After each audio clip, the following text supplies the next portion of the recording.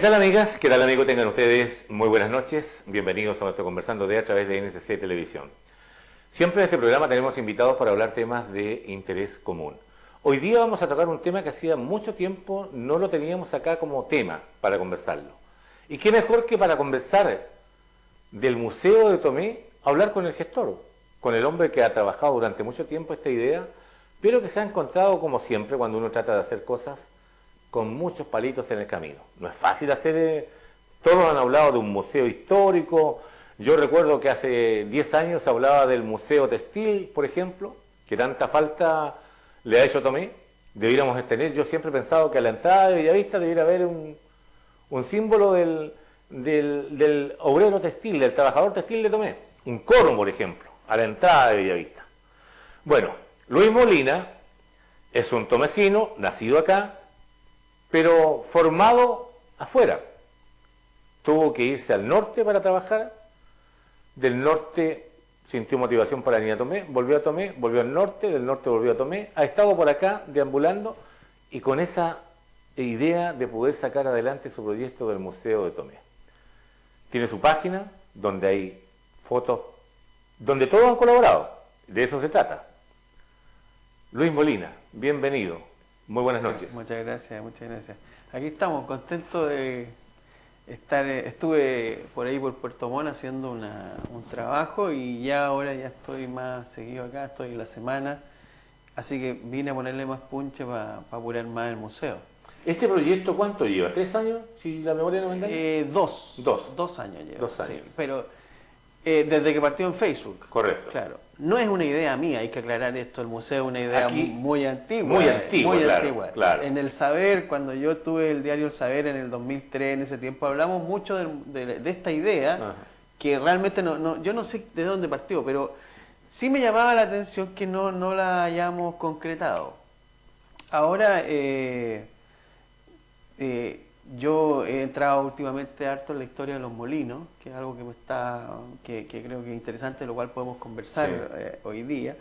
Y entonces me empecé a dar cuenta que la historia, lo que usted siempre dice, las personas más antiguas acá dicen que, claro, la historia de Tomé es una historia, no es cualquier historia, una buena historia y requería un museo para mostrarla, porque un museo, no hay que olvidar que un museo es el lugar donde uno recuerda los momentos de la historia tomecina, del Tomé como identidad, como el Tomé. Correcto. Porque el patrimonio que hoy tenemos probablemente no es el mismo patrimonio que existía hace no tiene 50 años, no tiene comparación, o hace 100 años. Todos vamos recordando, nosotros hoy día tenemos un cierto recuerdo, pero el Tomé vive aparte de nosotros, somos nosotros, pero vive también aparte, es una entidad Tomé, y Tomé tiene una historia, esta identidad tiene, preciosa, y eso tiene que estar en el museo.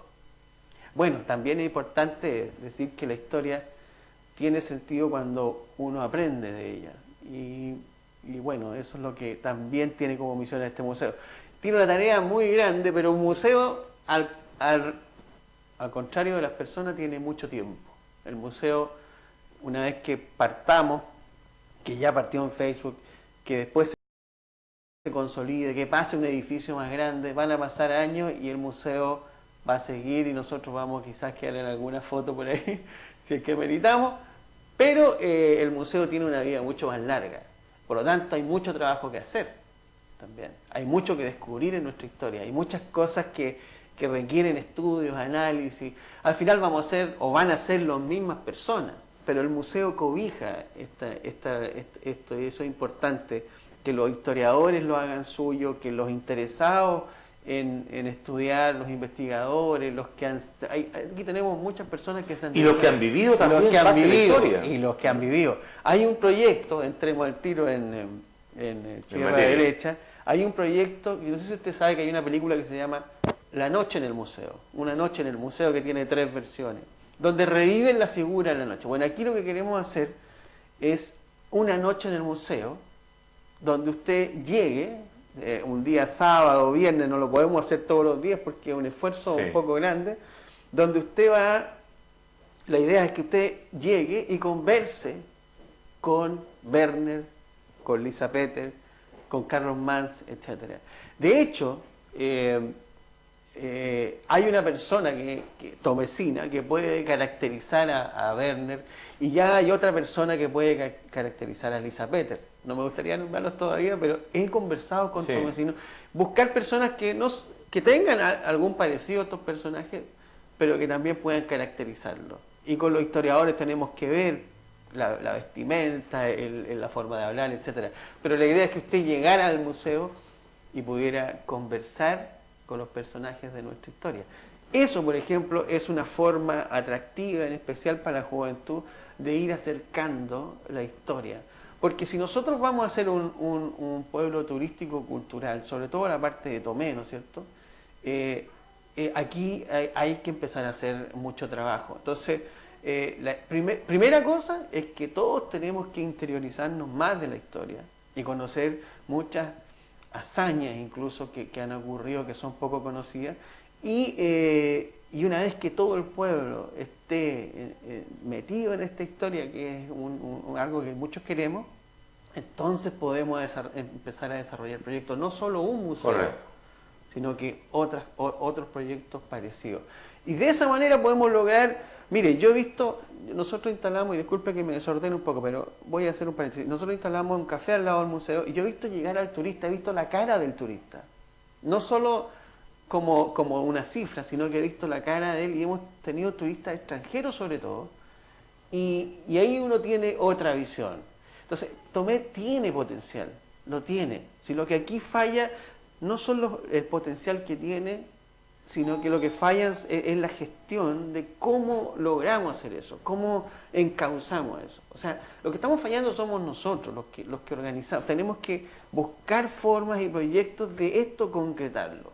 Y hoy día hay mucha fuente de recursos para poder optar. ¿Y por qué no se ha conseguido? No, mire, por ejemplo, nosotros participamos en el Fondar. ¿Y cuál fue la falla? ¿Por qué no quedamos? Porque se nos pidió un museólogo. Ah, ya, un especialista. Un especialista. O sea, Chile tiene 30, 50 museos. No más. Argentina tiene más de 1000. O sea, yo no es por excusarme, pero la verdad es que nosotros mandamos material y creo que fue injusto que no nos hayan dado. Pero, por ejemplo, ocurren ese tipo de cosas. ¿Qué voy a tener que hacer para el próximo concurso? Buscar un museólogo para cumplir los requisitos que nos solicitan. Y por lo generalmente no están en provincia. Claro, claro. Por eso yo lo que hago, mire, a mí los concursos no me ha ido nunca bien. Con el Saber postulamos un proyecto hermoso que después ganó con otra organización tomesina. Otros medios tomesinos postularon el mismo proyecto y lo ganaron. Pero como a nosotros no nos funcionó, y en ese tiempo fue un problema político, o sea que no teníamos yo nunca he sido de partido, entonces no tenía padrino y la verdad es que no, un proyecto que después lo hicieron otros medios nacionales, que era tener era el Saber para jóvenes. ¿Usted dijo que no tenía partido y hoy día tiene? No, nunca. ¿Y por qué? Porque mire, cuando yo estuve en el centro de alumnos, fui vicepresidente del centro de alumnos de Ingeniería Industrial en Iquique, y no me gustó lo que hacían las juventudes políticas, los que eran de partido. O sea, por ejemplo, yo podía pagar 20% de mi crédito, y a mí me ofrecían 100, y ofrecían a todos los que habíamos participado ahí, ya cuánto querés tú. Y a mí, y ahí ya yo me dije, esto no es, uno joven todavía es más idealista, con el tiempo quizás uno va entendiendo que hay realidades, pero en ese tiempo a mí eso me chocó. Entonces nunca ahora, si usted me dice que yo tengo más simpatía por la izquierda en todo caso, pero no de los partidos. Siguiendo un poco las raíces del papá. Las raíces de mi papá, claro, del barrio donde uno vive, o sea, uno llega al barrio, no puede ser, eso pesa, digamos. Es como también yo soy del Colo-Colo, pero es de nacimiento. ¿Me entiendes? A mí no me gusta mucho el fútbol. ¿Y René, el papá? Mi papá era del Colo-Colo. Del Colo-Colo también. Claro. Entonces, pero eso son cosas del Colo-Colo y del Serrano. Del Colo-Colo y del Serrano. Entonces también jugó por California. Por Frutillar. Y por Carlos Mann también. Y por Frutillar también por Frutillar. Bueno.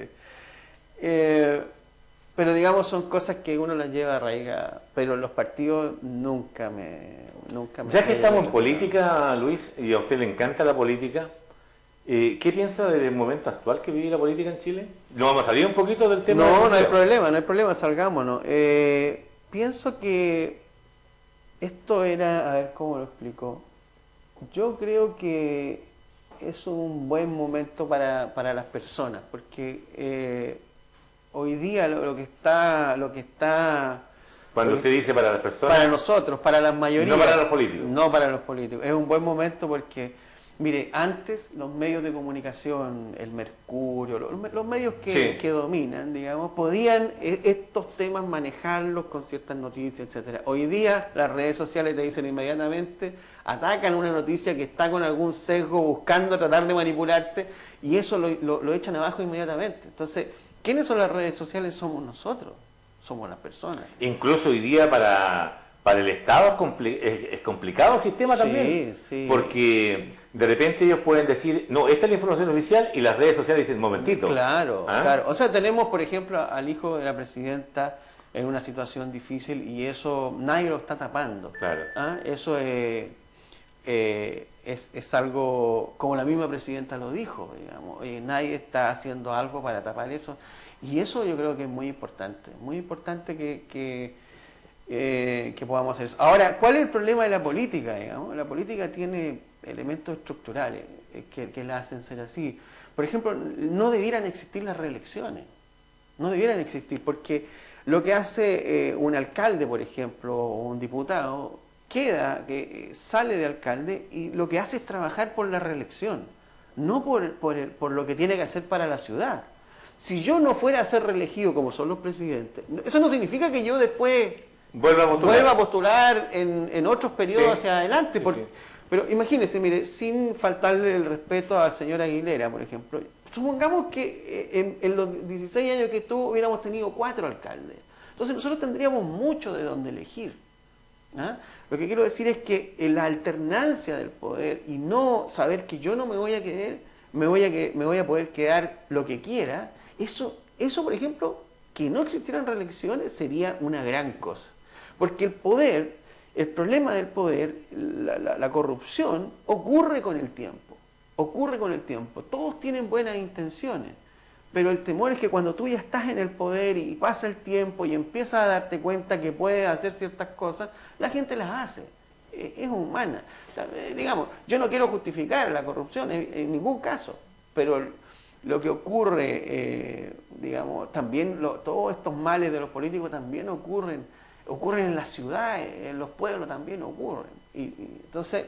Es un mal endémico. Es un mal endémico. Las autoridades en todo caso tienen que ser intachables porque uno tiene que tienen que haber símbolos que yo diga alguien en quien confiar. Hoy día el problema es de confianza. ¿Cómo confío? Imagínense que no saben ni siquiera cómo salir del problema. Y ahora vuelvo al tema nacional. Ni siquiera pueden llegar a un acuerdo porque el acuerdo... van a acordar algo. O sea, no vale eso. Entonces, ¿cómo tú logras eso? Yo creo que, bueno, yo no soy un político, pero ya estoy en esto, fui candidato. Yo creo que lo que uno tiene que hacer para dar fe de que uno es buen político es trabajar. Y trabajar. Y a la larga las personas de repente van a decir, oye, en realidad lleva mucho tiempo tratando de hacer cosas y a lo mejor no es un mal político. Pero no estoy hablando de los partidos, estoy hablando de... Sí. Usted hace política aquí, en los medios de comunicación hacemos política, yo estuve en medio... Pero claro, uno tiene que tratar de ser independiente, pero lo que uno hace es justamente tratar de encauzar los problemas, porque la política es resolver los problemas comunes. Claro. Pero lo que no se hace en política. No se hace. Ahora, el otro problema que ocurre con la política es que existen 2 ámbitos. Uno es el ámbito blando, digamos, las características de las personas que son líderes, etcétera, que pueden empujar. Pero otro lado es la gestión, el hacer cosas, cómo hacer las cosas. Esos 2 tienen que ir de la mano. Yo con esto no quiero decir que para ser alcalde hay que ser ingeniero, no. Pero ojalá fuera un profesional. Yo creo que lo ideal es que sea profesional. Claro, y que sean las 2 cosas. ¿Esto quiere decir que siempre tiene que ser así? No, porque yo conozco gente que no es profesional, que no tiene ningún Y son muy buenos. y uno se saca el sombrero, Sí. ¿no es cierto? Sí. O sea, lo que quiero Yo decir... conozco más de uno. Exacto, hay Sí. muchas personas que son autodidactas. Sí. Hoy día los títulos, en realidad nosotros sacamos títulos para trabajar, pero dentro de los titulados también hay mucha gente que no tiene muchos conocimientos. O sea, ser titulado no es... No es calidad. Es un paso, pero un no. paso. Entonces, yo creo que lo que uno tiene que hacer es eso, trabajar, demostrar, hacer las cosas distintas, etcétera. Y cuando hablamos del tema central que nos convoca hoy día, el tema del museo, ¿qué papel juega la política? Bueno, a ver, en el hacer, digamos, aquí, a ver, yo traté de hacer, hasta el momento yo he tratado de hacer esto con la municipalidad, con la autoridad que está, y en realidad no hemos cortado comunicación, Ya. pero la verdad es que yo Lo del gimnasio Bellavista quedó fuera, ¿cierto? No lo puedo descartar. Existe la posibilidad. Existe la posibilidad. Lo que pasó aquí, digámoslo, lo que pasó aquí fue lo siguiente, que o sea, la señora Ivonne tiene todas las ganas de que esto resulte, pero las ganas no sirven solamente. Tiene que ver con lo que estamos hablando. O sea, digamos, las ganas no sirven. O sea, yo tengo que tratar de que esto resulte. Y sus equipos, en el fondo ella misma, porque los equipos son liderados por... No lograron concretar. Ella incluso anunció el museo un par de veces o 3 veces. Sí, yo me acuerdo, en el consejo. Claro, Sí. lo anunció en el... Pero mira, al final uno parece que llama a la autoridad. Yo no soy digamos, por mi formación, yo no soy mucho de andar cateteando y lo hice. O sea, yo llamé muchas veces, me junté con ella 5 o 6 veces, llamé a sus directivos y al final es como que uno está pidiendo un favor. Bueno, a mí por lo menos eso me molestó. Llegó un punto que me molestó. Entonces simplemente no he llamado más. Y se dio la oportunidad que se dio una casa que se arrendaba, que a mí me gustaba el lugar. Usted sabe que el barrio El Morro ha ido mejorando, la calle Sí. Riquelme, la calle William Rebolledo, todo el sector, el Paseo Sotomayor, el barrio El Morro. Le dio un plus distinto. Sí, el barrio El Morro hoy día es una parte del centro, digamos, es la más destacada, diría yo. Es la más destacada del centro. Los cerros son hermosos también, Sí. los de nosotros. Pero en el centro es lo más destacado es eso, y no lo digo yo, lo dicen personas que vienen de fuera de Chile, o sea, te dicen eso. Bueno, entonces yo tomé eso porque había que avanzar, si no, mire, yo me puse el objetivo de que el museo dejara de ser una cosa que, oye, ¿cuándo vamos a tener un museo? O sea, eso ya a mí me empezó a molestar, yo dije, hay que hacerlo. Y en Facebook lo hicimos, de hecho está resuelto, culturalmente está resuelto. Lo que estamos tratando de hacerlo es como un proyecto turístico, que es distinto, es una actividad económica. O sea, que significa que nuestra historia la mostramos y de eso tratamos de desarrollar actividades. Inmediatamente las cabañas, los restaurantes empiezan a enviar, oye, tenemos un museo. Entonces cuando va la persona a comer, bueno, ¿qué hago aquí? Le dicen. Bueno, mire, tenemos un museo aquí, tenemos esto acá, la playa allá, etcétera. Entonces, eso empieza a funcionar. Ahora, un museo no lo es todo, ¿no es cierto? Y además el museo que tenemos, obviamente, en una casa, no puede ser el museo definitivo. Aquí hay que trabajar en una cosa mucho más grande, porque yo me doy cuenta por la experiencia que ya voy adquiriendo, que mis colecciones no las puedo mostrar en una casa.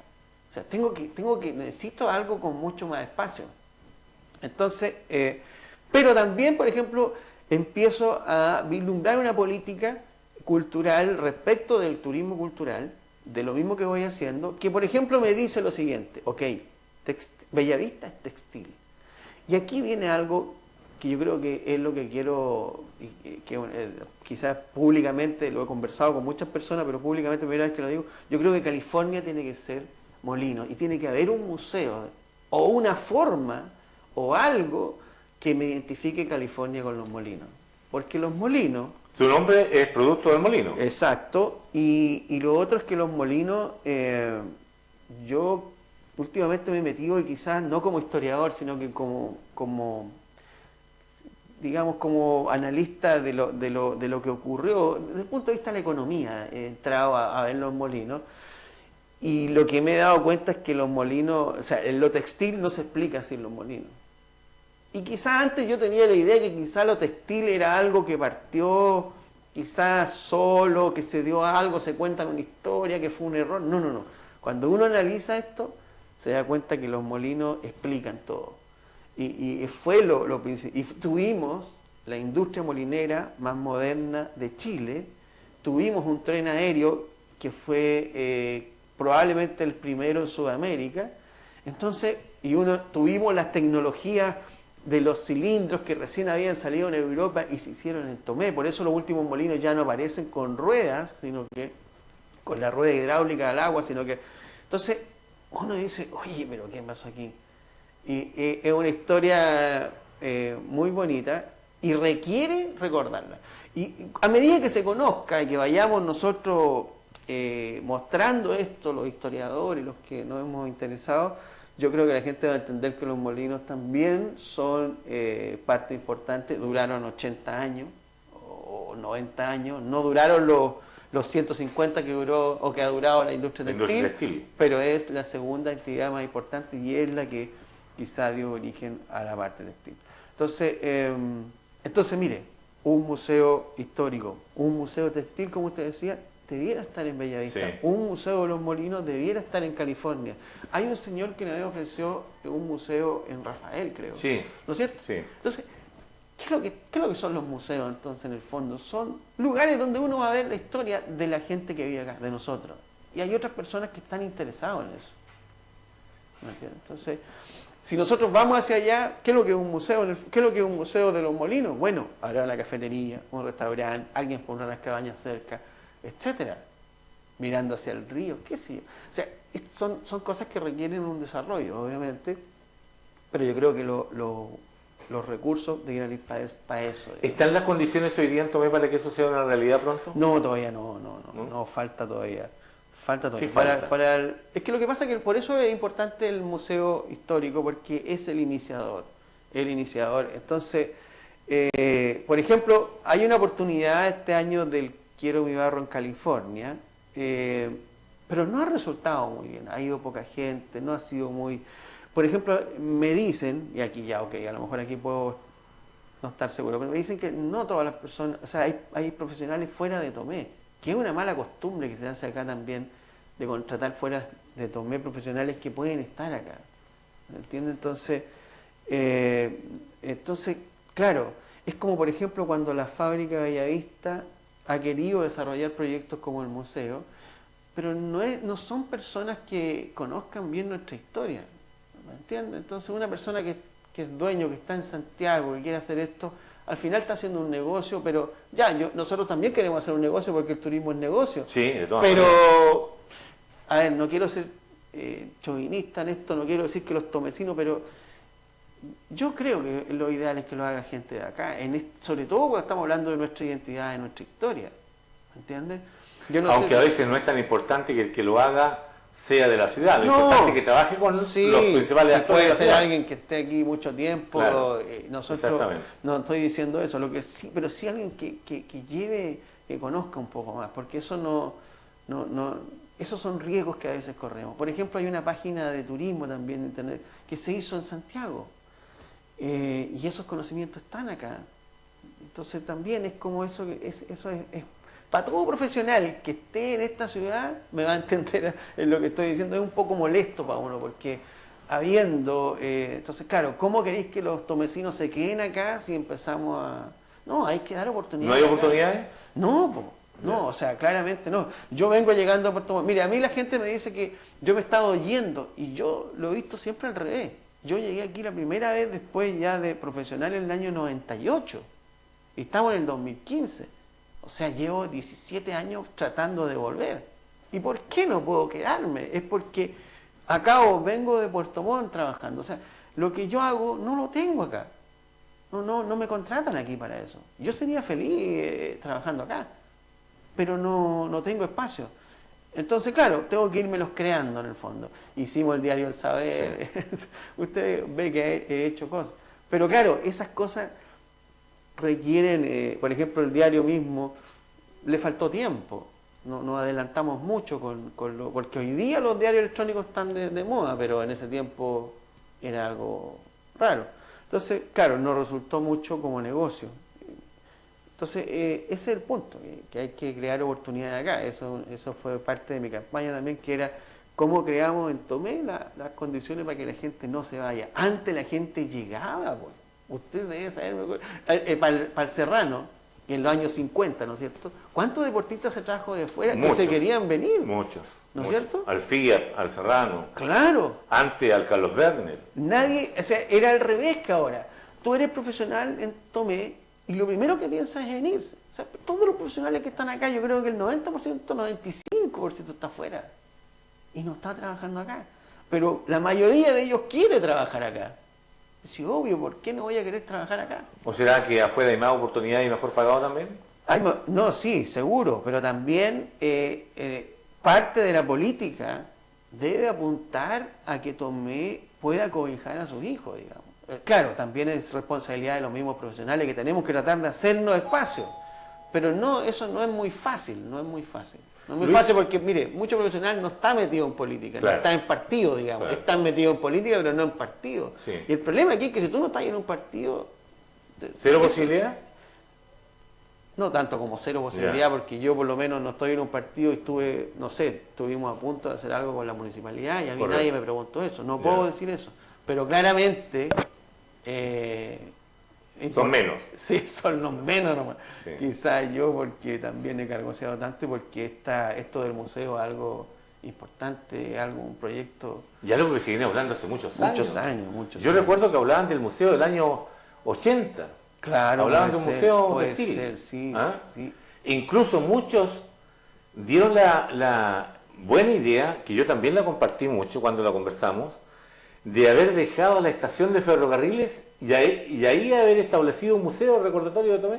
Mire, no había escuchado eso, claro. ¿Ah? Si lugares hay lugares... ¿Se imagina, Luis, en la carretera nueva que tenemos, que quedó muy linda, en el medio hubiese estado la estación? Claro. Remodelada, por cierto, y un museo. Y un museo, sí. Fenómeno, ¿cierto? Bueno. ¿Ah? Bueno.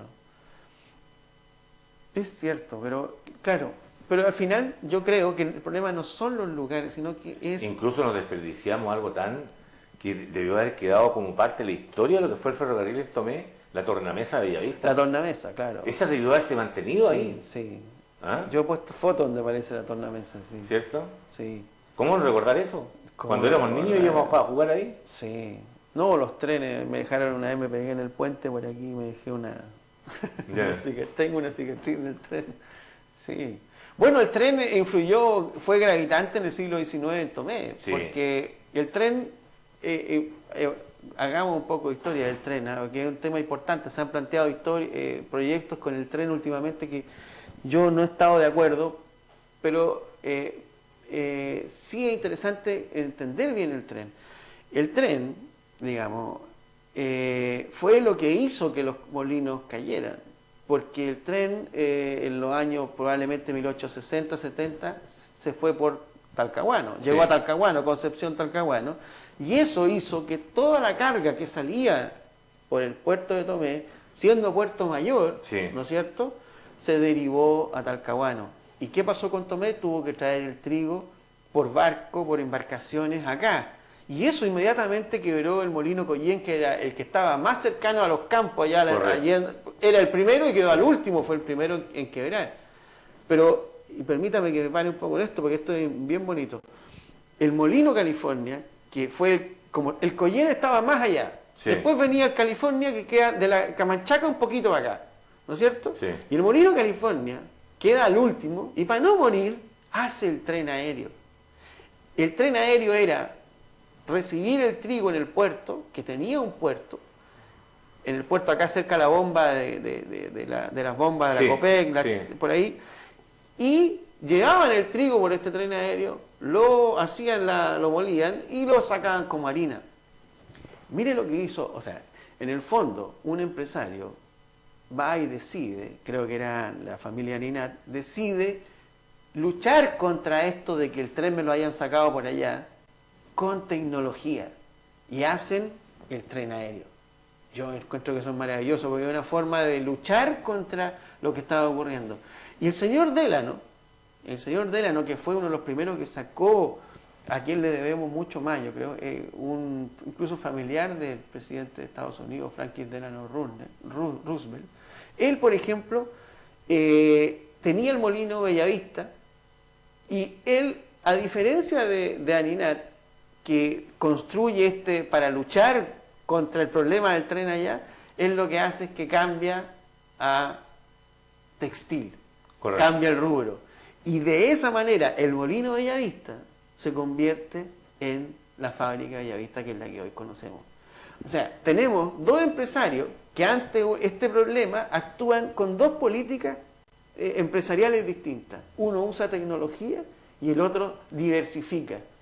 ¿Y por qué diversifica lo textil? Bueno, deben haber varias razones, porque habían condiciones, pero también la gente de los molinos... Y porque había mucho mercado también textil. Claro, y habían trabajadores, ya sí. El trabajador que estaba en el molino, oye, en los molinos primero pasaron por las ruedas. Cuando uno ve una rueda que le estoy echando agua y la hace mover, y eso hace mover un motor, o sea, ahí hay ingeniería. El solo hecho de ver eso, quien vio eso, debe haber adquirido un conocimiento, ¿me entiendes? Entonces, ese trabajador, claro, andaba cargando los quintales para allá y para acá, pero también vio esto. Entonces no era ya alguien del campo directamente, sino que había cierta calificación. Entonces, por eso digo yo que sin los molinos no hubiera habido actividad textil.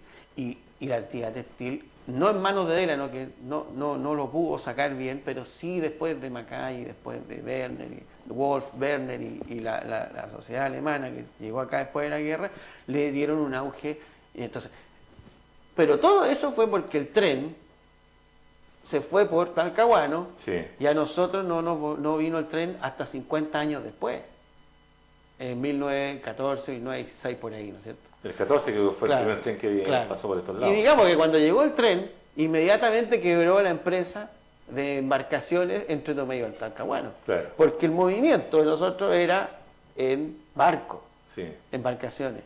El tren mató una industria que era la del transporte en barco. Entonces, claro, y con eso muere el puerto de Tomé. Y muere el puerto de Tomé. Todo eso al final muere el puerto. Y nunca más se vuelve. Exactamente. Sin embargo, entonces, claro, el tren, claro, después traería otras cosas, pero claro, cuando las personas dicen que vuelva el tren, yo cuando voy a Santiago trato de irme en el tren, a mí me encta el tren. Pero cosa... hay que ir a Chillán a tomarlo ahora. ¿Ah? Hay que ir a Chillán a tomarlo. En Chillán se toma allá. Sí, yo cada vez que puedo lo hago. Pero por eso cuando las personas de repente dicen, oye, que vuelva el tren, pero hay que entender la historia del tren. O sea, no es... Hoy no está en las mismas condiciones. Claro, una cosa es que lo recordemos, otra cosa... Además, proponer... A mí que encontré un despropósito, un concejal lo propuso hasta Bellavista. Entonces yo decía, pero ¿cómo?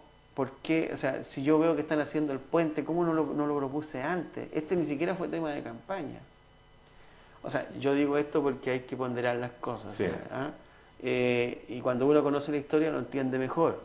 O sea, también las personas de Bellavista van a viajar y van a llegar allá a Barros Arana con Arturo Prat. O sea, va a servir para las que están ahí en ese sector, porque después tendrían que ir caminando hasta el centro. Exactamente. Nadie lo va a hacer eso, se van a ir en todo en bus. Y van a llegar los trenes de carga. Si los trenes no vienen solo de pasajeros. Sí. Y usted sabe que los trenes de carga son un problema. Bueno, disculpe que me haya pasado, pero el tren fue gravitante en la historia de Tomé en todo caso. Pa' bien en un momento, pa' mal en otro momento. ¿Y en el museo tenemos registro del ferrocarril? Sí, hay registro del ferrocarril. Mire, hay una foto, por ejemplo, hay una foto que me gusta harto, que son dos personas, dos mujeres que están en traje de baño. Ya. Están abajo del puente Bellavista y va pasando el tren atrás. Y están abajo y foto es hermosa. Yeah. No tenemos la original, lamentablemente, pero sí está en Facebook y vamos a tratar de tenerla. ¿Cómo fue la colaboración de la gente de Tomé para las fotos antiguas? Buena. Yo a mí, y aprovecho de decirle, o sea, a mí hay gente que me invita a sus casas, yo voy, veo sus fotos, sobre todo gente de edad, y yo me he ido convirtiendo en una especie de curador, porque las personas tienen sus fotos en su casa, y claro, uno tiene sus familiares y todo eso. Pero cuando yo estoy mirando las fotos, estoy viendo, además de sus familiares, estoy viendo el contexto de la foto y la información que me puede entregar ella. Claro. Entonces voy como Así que si alguien quiere y tiene fotos, yo puedo ir a verla y escojo, yo elijo, sí, porque no puedo ponerlo todo, digamos. En el ámbito del deporte, por ejemplo, ¿hay registros de la época del 60, por ejemplo, del regional? Del regional, ¿De fútbol? puede que sí, puede que me hayan llegado. Lo que pasa que Ya. lo que sí hay una cosa que me acuerdo bien, que muy poca gente conocía a Lisa Peter, por ejemplo, en foto. Sí. Y yo creo que en el museo se han desayunado mucho al ver 6, 7 fotos de Lisa Peter. Que es una cosa, por ejemplo, don Rogelio Bravo, que tiene unas fotos de la boda, de su boda, yo las tomé esas fotos porque aparece Lisa Peter, además del señor Pozo, ¿no es cierto?, que era otro gran atleta. Y uno puede ver a la Lisa Peter en un casamiento, es como distinto. Entonces, ver eso es conocer más al personaje. Muchas personas conocen la estatua solamente, y la estatua Sí. no puede ver bien los rasgos de la persona. Interesante. Sí, sí. Nuestro invitado de hoy, Luis Molina, para hablar del museo, un poco de historia. Hemos pasado incluso por otras aristas interesantes, pero que siempre es importante conocer la opinión de nuestros invitados. Luis, estamos en nuestro último segmento del programa Conversando de. ¿Qué paso viene a continuación ahora para el Museo de Tomé? Yo creo que estamos a un mes y medio de que esto se inaugure. Yo quiero inaugurar el 15 de mayo, El 15 de mayo. que es el día de los museos. ¿Ah? El 28 del patrimonio. Exacto. Pero comienza toda esa semana con el día de los museos. Porque El lugar físico actualmente, es William Rebolledo 1184. 1184. Que es la calle que está al lado del puente, al frente de la Margarita Nassau, por Nogueira al lado. Una calle poco conocida. William Rebolledo quizás. Bueno. Poco conocida para ser una calle tan antigua, sí, ¿cierto? sí. Yo no sé por qué se le puso. Bueno, William Rebolledo era una persona que es un poco desafortunado, porque él estuvo en la escuadra y es el que decide, que deja solo a la Rada de Iquique, a Esmeralda y a Condel y a Prat, digamos. Ya. Entonces, era fue un comandante de la Marina que fue bastante criticado en su tiempo. Y no sé por qué lo han puesto a él en esa calle, teniendo nosotros tanto. Que esa es otra cosa que no hemos conversado, que estamos en un grupo con un grupo de historiadores donde está Rolando Saavedra, está Sangüesa, está Reinaldo Gallardo, que están trabajando la fecha de conmemoración de Noé. Sí, eso es muy importante conversarlo. Y se ha invitado a quienes quieran proponer otra fecha, porque se ha llegado a un consenso, incluso se han hecho trabajos con la comunidad, se ha llegado a un consenso de que la fecha que tenemos no es muy buena, digamos. Claro. No es muy buena. No es la más exacta. Tenemos un papá biológico, digo yo, pero no tenemos un papá de verdad. Claro. No tenemos a quien cantarle de verdad, porque no hay, o sea, una persona que Pastene pasa por acá, pero ¿qué hizo? ¿Cuál fue su relación? Incluso yo escuchaba a Rolando Saavedra decir de que el día que se da como 30 de septiembre, el supuesto descubridor de Tomé no estaba acá. No estaba. Estaba en el norte. Claro. Pero en el decreto aparece que no estaba, que estaba días antes. Por convención. Lo que pasa es que también eso es otra cosa. Una cosa es la fecha que uno escoja de conmemoración y después viene o la fecha o el hecho. Lo importante yo creo que es el hecho. Mire, ¿qué conmemora uno? Uno conmemora cumpleaños, que es cuando uno nace. ¿Ah? Uno podría conmemorar el bautizo, que es cuando te nombran. Si lo vemos por el lado de la iglesia, está la confirmación, que es cuando uno voluntariamente dice yo creo en algo, en este caso en Dios. Bueno, una ciudad también puede tener una fecha de confirmación donde dice, mira, lo que hemos construido vamos a refundar y vamos a partir porque vamos a hacer esto, qué sé yo. Uno celebra el matrimonio, celebra hasta la muerte. ¿Ah? Yo no digo que Tomé tenga una muerte, pero uno no sabe, hay ciudades que mueren y después renacen. No sé si me entiendes. Lo que quiero decir es que ¿qué conmemora uno? ¿El descubrimiento? No necesariamente. No necesariamente. Y yo creo que ese es un tema también que se ha estado discutiendo. Es ¿qué queremos conmemorar? Y no tiene por qué ser el nacimiento. Yo, por ejemplo, la fecha que me toca defender a mí es una fecha que en 1823-24, donde se intenta, de parte de los tomecinos, se intenta crear la villa. Y no resulta. Pero es una fecha donde lo intentaron. Y para mí eso es importante. Porque, si usted se da cuenta, los hechos políticos, los hechos, las fechas, por ejemplo, cuando Tomé en los años 50, cuando se declara Puerto Mayor, de verdad que ya Tomé era Puerto Mayor sin que lo declararan. Ya era un gran puerto. Ya por aquí Tomé era el puerto de la bahía. Entonces, los hechos llegan muchas veces... Y a pesar que en esos comienzos Tomé no era departamento, mucha gente no sabe que el primer departamento fue Rafael. Claro. Lo que pasa es que Tomé estaba en el lugar y sitio adecuado. Mire, si usted ve, los granos, los vinos tenían que salir por algún lugar. Sí. Y resulta que Tomé era el lugar por donde tenían que salir. Y hay que pensar lo siguiente, las carreteras en ese tiempo estaban en el mar. Sí. No habían carreteras. La carretera del siglo XIX es el mar. Sí. O sea, la supremacía de Inglaterra y de España era porque eran imperios marítimos. Y resulta que Tomé estaba en ese... Es como quien dice que si nosotros estuviéramos en plena Panamericana, supóngase usted. Y lo que pasa es que era el mar. Entonces, la gente que estaba aquí, vivía aquí, se dio cuenta de esto.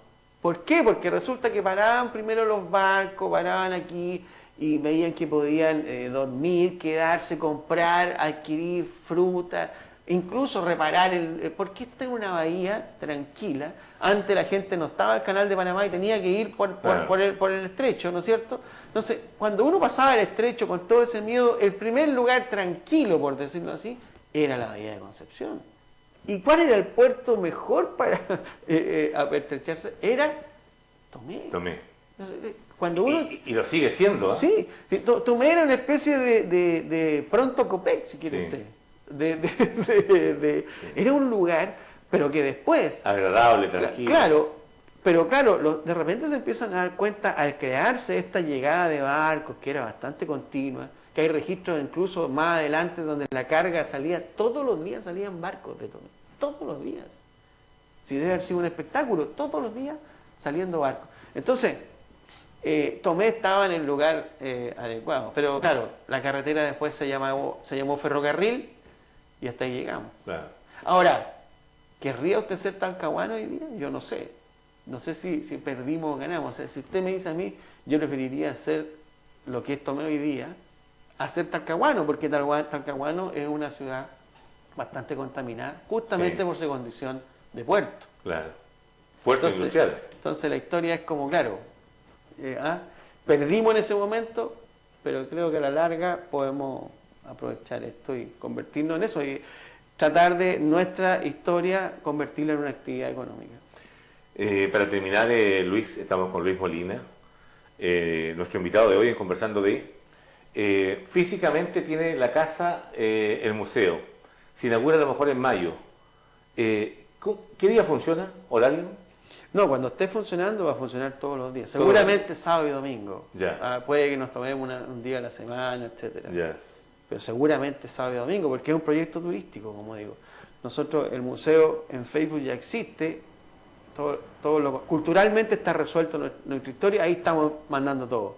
Este es un proyecto, el turismo es un negocio, hay que entenderlo, es una actividad económica. Una actividad económica. Y muy negocio suena feo, pero es una actividad económica que es mucho más completo, digamos. Así es. Y eso es lo que tenemos que hacer, digamos, para allá tenemos que ir. Bueno, Luis, ya vamos a tener harto tema de qué conversar con respecto al museo. Ojalá se concrete la inauguración en el mes de mayo. Sí, ojalá sea el mes de mayo, pero museo yo creo que vamos a tener. Muy bien. Eso es lo importante. Un gusto de haberlo tenido. Igualmente, y un saludo a las personas y por escucharnos, gracias por escucharnos. Bueno, y mucho tiempo nos decía, ¿y cuándo van a salir por internet? Hace un mes que estamos saliendo por internet ya. Sí, pues sí supe. A todo el mundo, sí. Sí supe que tenía una señal en internet así y la veo a veces. Sí, así es. Sí, qué bueno. Nos ven en el extranjero, en varias partes del país. Qué bueno, eso era muy importante. Muy bien. Felicito al gracias. canal. Gracias. Bueno, y a ustedes también decirles muchísimas gracias por estar siempre en la sintonía de NSC Televisión. Siempre hay algo más para usted. Siga junto a nosotros. En este programa nos encontramos, como siempre, pasadito a las 21 horas en NSC Televisión. Muchas gracias y muy buenas noches.